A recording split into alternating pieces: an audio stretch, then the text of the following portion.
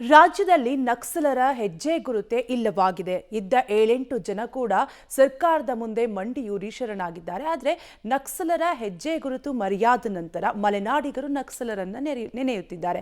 ಅರೆ, ನಕ್ಸಲರೇ ಇಲ್ಲವಾದಾಗ ಮಲೆನಾಡಿಗರು ಯಾಕೆ ನೆನೆಯುತ್ತಿದ್ದಾರೆ ಅಂತೀರಾ? ಈ ಕುರಿತ ಡೀಟೇಲ್ಸ್ ಇಲ್ಲಿದೆ, ನೀವೇ ನೋಡಿ. 50 ವರ್ಷಗಳಿಂದ ತೆಪ್ಪವೇ ಸಂಚಾರ ನಾಡಿ. ರಸ್ತೆಯೂ ಇಲ್ಲ, ತೂಗು ಸೇತುವೆಯೂ ಇಲ್ಲ. ನಕ್ಸಲರಿಗೆ ಸಿಕ್ಕ ಸೌಲಭ್ಯ ನಮಗೂ ಇಲ್ವಲ್ಲ. ನೋಡಿ ಮಲೆನಾಡಿಗರು ಹೇಗೆ ಅಬ್ಬರಿಸಿಕೊಂಡು ಹರಿಯೋ ಭದ್ರೆಯ ಒಡಲಲ್ಲಿ ತೆಪ್ಪದಲ್ಲಿ ಸಾಕ್ತಿದ್ದಾರೆ ನೋಡಿ.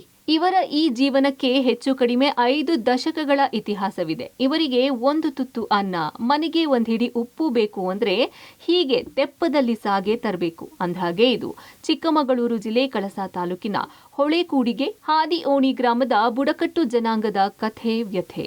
ಇವರೆಲ್ಲ 50 ವರ್ಷಗಳಿಂದ ಹೀಗೆ ಬದುಕ್ತಿರೋದು. ಮನೆಯಲ್ಲಿ ಯಾರಿಗಾದ್ರೂ ಹುಷಾರಿಲ್ಲ ಅಂದ್ರೂ ಹೀಗೆ ಕರೆದುಕೊಂಡು ಹೋಗ್ಬೇಕು. ಸಾವು ಸಂಭವಿಸಿದರೆ ಮೃತದೇಹವನ್ನ ಹೀಗೆ ತರಬೇಕು. ಈ ಹಿಂದೆ ಹೀಗೆ ತಂದಿದ್ದಾರೆ. ಆದರೆ ನಮಗೊಂದು ಸೇತುವೆ ಅಥವಾ ತೂಗು ಸೇತುವೆ ನಿರ್ಮಿಸಿಕೊಡಿ ಅಂತ ಆಳುವ ವರ್ಗಕ್ಕೆ ಕೊಟ್ಟ ಮನವಿಗಳಿಗೆ ಲೆಕ್ಕವಿಲ್ಲ. ಆದರೆ ಬಂದು ನೋಡಿ ಹೋಗುವ ಅಧಿಕಾರಿಗಳು, ರಾಜಕಾರಣಿಗಳ ಭರವಸೆಯ ಮಾತಿಗೆ ನೊಂದು ಬೆಂದು ಇಂದು ನಕ್ಸಲರೇ ಸರಿ, ನಾವು ಅವರ ಹಾದಿ ತುಳಿದಿದ್ರೆ ಸೌಲಭ್ಯ ಸಿಕ್ತಿತ್ತು ಅಂತ ನಕ್ಸಲರನ್ನ ನೆನೆದಿದ್ದಾರೆ. ಈ 10 ವರ್ಷದಲ್ಲಿ ಇದು ಕೊಟ್ಟಿರ್ತಕ್ಕಂಥ ಎಲ್ಲಾ ಅಧಿಕಾರಿಗಳಿಗೆ ಕೊಟ್ಟಿರ್ತಕ್ಕಂಥ ಕೆಲವೊಂದು ದಾಖಲೆ ಇಲ್ಲಿದೆ ನನ್ನ ಹತ್ರ. ಅದಕ್ಕೆ ನಾನು ಹೇಳೋದು, ಇದು ಇನ್ನು ಕೊಡಕ್ ಯಾರಿಗೂ ಹೋಗಲ್ಲ. ಕೊಡೋದಾದ್ರೆ ಇಷ್ಟು ಕೊಟ್ಟಿದ್ದಕ್ಕೆ ನಮ್ಗೆ ಯಾವ್ದಾರ ಒಂದು ಪ್ರತಿಫಲ ಸಿಕ್ಬೇಕಾಗಿತ್ತು. ಇದುವರೆಗೆ ಯಾವ್ದು ಸಿಕ್ಕಿಲ್ಲ. ನಮ್ಮ ಕೆಂಪು ಸೇನೆ ಅಂತ ಹೇಳ್ತಾರೆ ನಕ್ಸಲರು, ಅವರನ್ನೆಲ್ಲ ಶರಣಾಗಿದ್ದಾರೆ. ನನ್ನ ಅಭಿಪ್ರಾಯ ಹೇಳ್ಬೇಕಂದ್ರೆ ಅಂತ ಒಂದು ಪಕ್ಷದಲ್ಲಿ ನಾವು ಇನ್ವಾಲ್ವ್ ಆಗಿದ್ರೆ ನಮ್ಗೆ ಏನಾದ್ರು ಸರ್ಕಾರ ಕೊಡ್ತಿತ್ತೇನಾ ಅಂತ ಒಂದು ನನ್ನ ಉದ್ದೇಶ.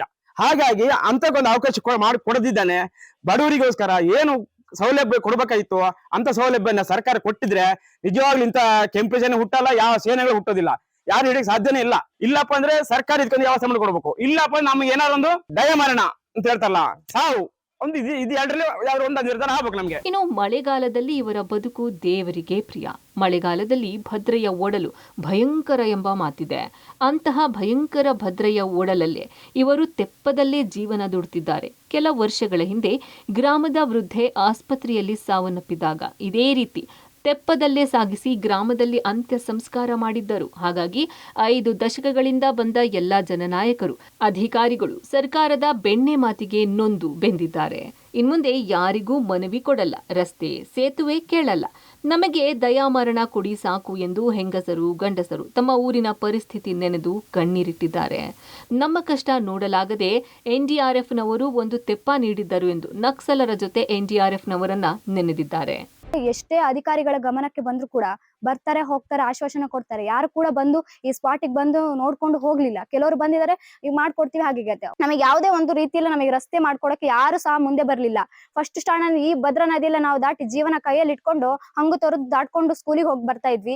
ಅಧಿಕಾರಿಗಳು ಅವಾಗ ಬಂದು ಹೇಳ್ತಾರೆ ಮಾಡ್ಕೊಡ್ತೀವಿ ಅಂತ. ಈಗ ಬನ್ನಿ ಸರ್, ಇವಾಗ ಬಂದು ನೋಡಿ, ತೆಪ್ಪದಲ್ಲಿ ದಾಟಿ ಬಂದು ನೋಡಿ ನಮ್ ಜೀವನ ಎಷ್ಟು ಕಷ್ಟ ಇದೆ ಅಂತ ಹೇಳಿ.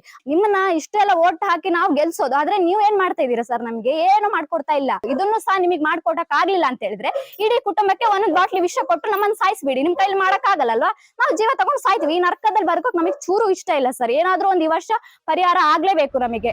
ಒಟ್ಟಾರೆ ಈ ಗ್ರಾಮದ ಜನರ ಬದುಕನ್ನ ನೋಡಿದ್ರೆ ಯಾರಿಗೆ ಬಂತು, ಎಲ್ಲಿಗೆ ಬಂತು 47ರ ಸ್ವಾತಂತ್ರ್ಯ ಎಂಬ ಪ್ರಶ್ನೆ ಮೂಡದೇ ಇರದು. ಯಾಕಂದ್ರೆ ಚಂದ್ರನ ಮೇಲೆ ಕಾಲಿಟ್ಟು ವಿಶ್ವದ 3ನೇ ಆರ್ಥಿಕ ರಾಷ್ಟ್ರವಾಗಿರೋ ಭಾರತಕ್ಕೆ ಇವರಿಗೊಂದು ತೂಗು ಸೇತುವೆ ಮಾಡಿಕೊಡಲಾಗಿಲ್ಲ ಅಂದ್ರೆ ನಿಜಕ್ಕೂ ದುರಂತ.